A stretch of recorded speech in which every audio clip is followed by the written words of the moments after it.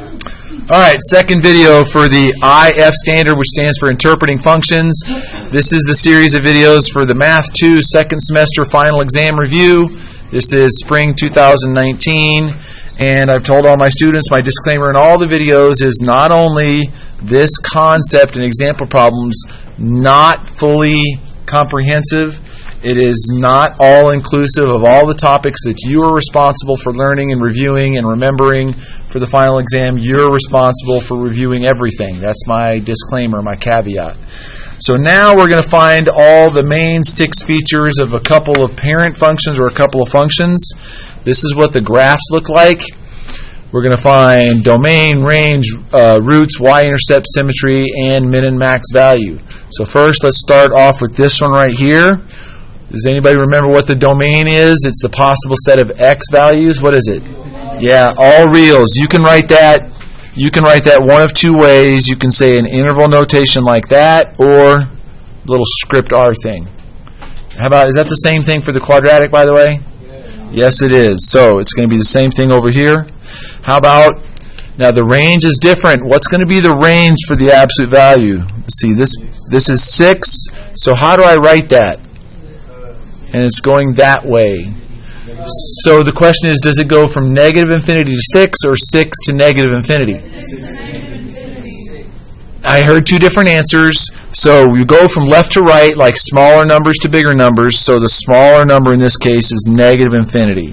So for range, you start at the bottom and go up to the top. So for this one, it's going to be negative infinity to 6. Is this a bracket or parenthesis? It's a bracket because that data point is included. Now it's opposite over here.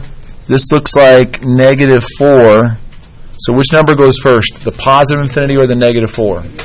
Good. It's the negative 4 in a bracket and positive infinity. Always parentheses is an open bracket on infinities. Any questions so far for domain and range? Sweet. How about where are the roots of the absolute value? I made these graphs so you could pick them out. Remember the roots, like the one we did above, are the x-intercepts. So, what are the roots? 0 and 6. You can say it like this. You can say it x equals 0 or 6, or again, you can make it coordinate ordered pairs. Oh, snap, sorry. Make sense? Okay, let's do the same thing over here. Where are the roots?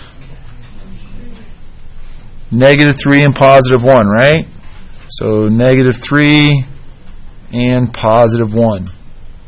Now, y-intercept, if it's a function, you can only have one. The y-intercept happens to be there or there. What's this y-intercept? 0, 0. You can only have one y-intercept. Only one. And what's the y-intercept over here? 0, negative 3. Huh? What? Okay. I can't hear what she was saying. Anyway, lastly, does they both, or does one or both or none, is there any symmetry? 180 rotational. Okay, I heard of both and I heard 180 rotational. One of those is right and one of those is wrong. Do they both have symmetry? Yes. Okay. Student who answered wrong.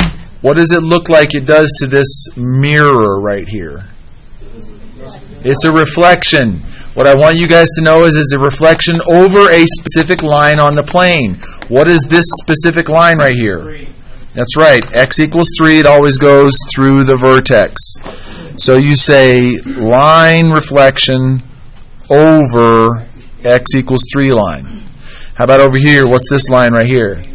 Yep. Same thing. Reflection over x equals negative 1. Now, do either one, none, or both have a min or a max? Do they both? One has a min, one has a max, I heard. What is this one right here?